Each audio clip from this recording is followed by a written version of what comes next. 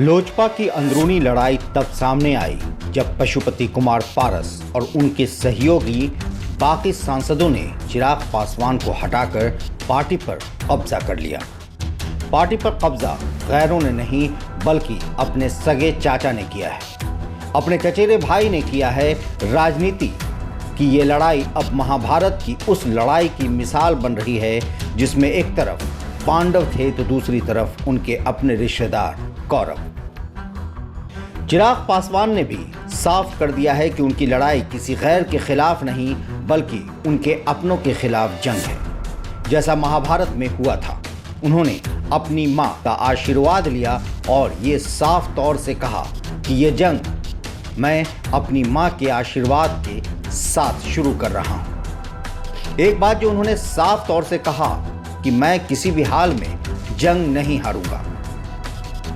पापा का हवाला देते हुए चिराग पासवान ने कहा कि पापा कहते थे कि जीत हमेशा सच्चाई की होती है और मैं सच पर हूं। चिराग पासवान ने अपने पिता के जन्मदिन के दिन 5 जुलाई से आशीर्वाद यात्रा पूरे बिहार के लिए शुरू करने का ऐलान कर दिया।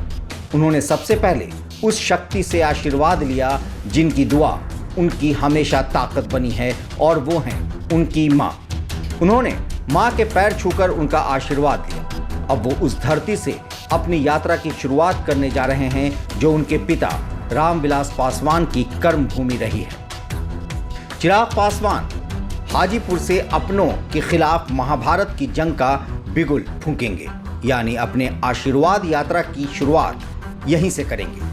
उन्होंने साफ तौर पर कहा कि मुझे अब पूरे बिहार और सारी माँओं के आशीर्वाद की ज़रूरत है, जिसके लिए मैं ये यात्रा निकालने जा रहा हूँ। इस यात्रा का नाम उन्होंने आशीर्वाद यात्रा रखा है। रविवार को दिल्ली में लोक जनशक्ति पार्टी के चिराग गुट की बैठक हुई और उस बैठक में चिराग पासवान ने एक तरह से अपना शक्ति प्रदर्शन किया है। लोक जनशक्ति पार्टी में चिराग पासवान और उनके चाचा पशुपति कुमार पारस ने अपने अपने गुट बना लिए हैं और दोनों अपने अपने गुट को असली लोक जनशक्ति पार्टी बता रहे हैं।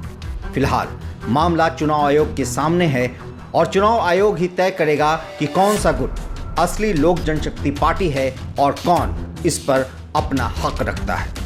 चिराग पासवान ने कहा कि ये बहुत दुख की बात है कि मेरी जंग उनके साथ है जिनकी गोद में बैठकर मैं बड़ा हुआ।